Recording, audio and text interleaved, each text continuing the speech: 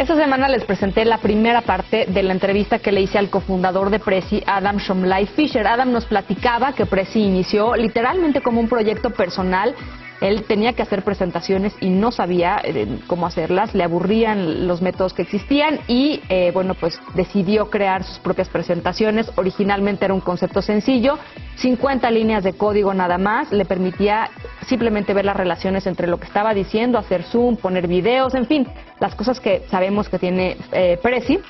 Y fue hasta 5 años después que encontró a sus compañeros y cofundadores de Prezi, Peter Haklasi y Peter Arvai, que vieron en el potencial absoluto de convertir este proyecto personal en una empresa súper exitosa que es hoy en día. 40 millones de personas utilizan Prezi.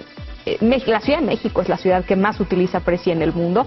Así es que, bueno, pues esta es la segunda y última parte de la entrevista. Vamos a verla.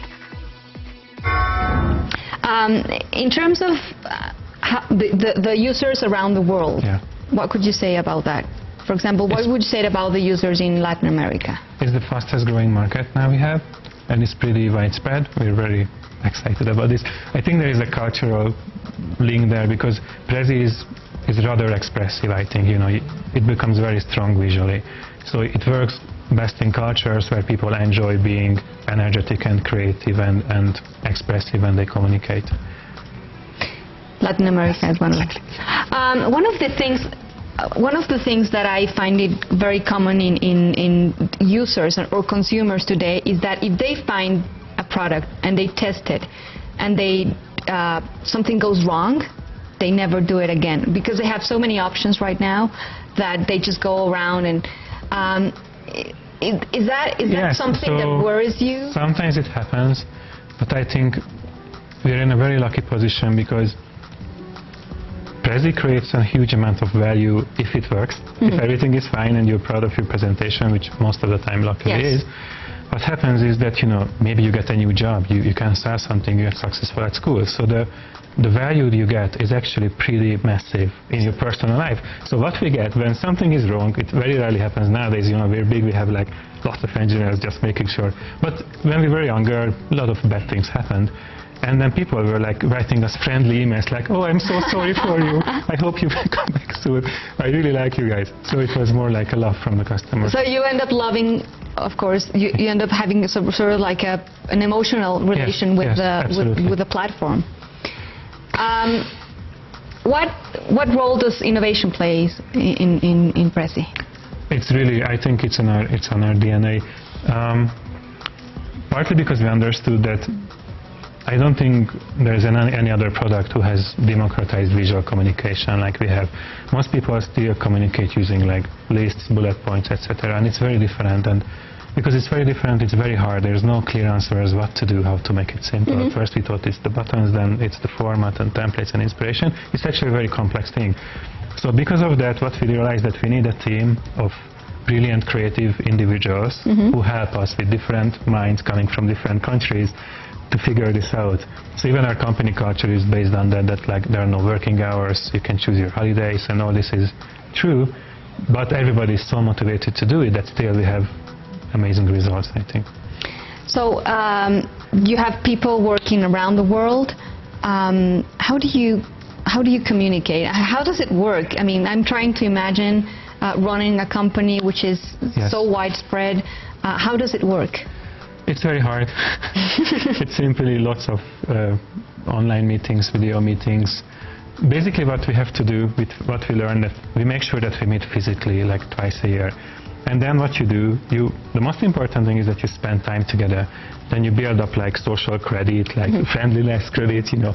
And then you have half a year to kind of take this away on Skype meetings when you don't know like, was he looking mean or just like sad or, you know, because it doesn't work so well.